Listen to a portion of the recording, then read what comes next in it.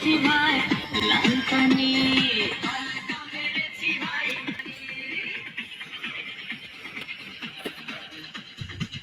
হাসান এবং আর তারও কয়েকজন সহযোগী সহ কয়েকদিন আগে বড় ধরনের মাদকের চালান এবং মদ, বিদেশি মদ নিয়ে তারা এই রুমেই আসর জমাইছিল এবং তারা যে কেউ একজনের ভিডিও করছে এবং আমরা পরবর্তী ভিডিওটা পাই। ভিডিও পাওয়ার পরবর্তী আমরা যে অভিযান শুরু করি এবং আজকে এই সমাজের বেশ কিছু সচেতন নাগরিকের তথ্যের ভিত্তিতে তাদেরকে আমরা হাতে নাতে ধৃত করি। তাদের কাছে ইয়াবা সেবনের সরঞ্জাম এবং কিছুটা গাঁজা পাওয়া গেছে। এই বিষয়ে আমরা উপজেলার সুযোগ্য উপজেলা নির্বাহী অফিসারের মাধ্যমে মোবাইল কোর্ট পরিচালনা করছি এবং তাদের জেল এবং জরিমানার ব্যবস্থা করছি। কত দিনের সাজা দেওয়া হয়েছিল? 3 মাসের সাজা দেওয়া হয়েছে। তাদের কাছে কোনো মাদকের আলামত পাওয়া গেছে কি? আলামত পাওয়া গেছে, ইয়াবা পাওয়া গেছে এবং গাঁজা পাওয়া গেছে এবং গাঁজা সেবনের ফুয়েল, এই যে গাঁজা সেবনের সরঞ্জাম, এই যে গাঁজা,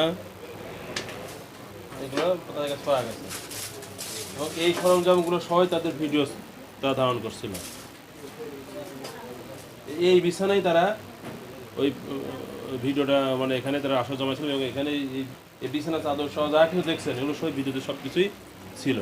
তো এখানে যিনি আমাদের অভিযুক্ত আসামি হাসান ভূঁইয়া, তো সে হচ্ছে এই জিগাতলা সরকারি প্রাথমিক বিদ্যালয়ের পেছনে একটি পরিত্যক্ত জায়গায় ইয়াবা সেবনের পরে বিরক্তিকর শৃঙ্খল আচরণ করে জনশান্তি এবং শান্তি শৃঙ্খলা নষ্ট করছিল।